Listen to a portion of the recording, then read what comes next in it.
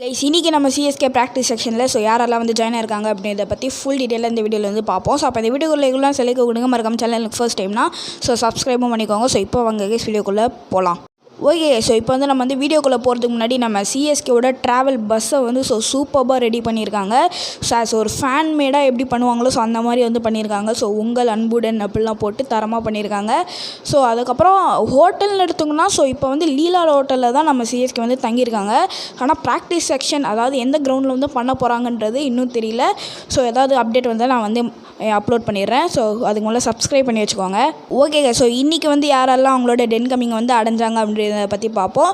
இல்லை ஃபஸ்ட்டு வந்தவர்னு பார்த்திங்கன்னா நம்ம அசிஸ்டன்ட் பவுலிங் கோச்சான ஸ்ரீதரன் ஸ்ரீராம் அவர் தான் வந்தார். அடுத்தது வந்தவர் பார்த்திங்கன்னா நம்ம டீமோட டாக்டர். அவர் யாருன்னா நம்ம மதுன்றவர் அடைஞ்சார். அதுக்கப்புறம் இவர் நீங்கள் பார்த்துருப்பீங்க. லக்ஷ்மி நாராயணன், அதுக்கப்புறம் நம்ம சஞ்சய் நட்ராஜனும் அடைஞ்சார். அதுக்கப்புறம் பிளேயர்ஸ் லிஸ்ட்டில் ஃபஸ்ட்டு ஜாயின் ஆனவர் பார்த்திங்கன்னா நம்ம தீபக் ஹூடா.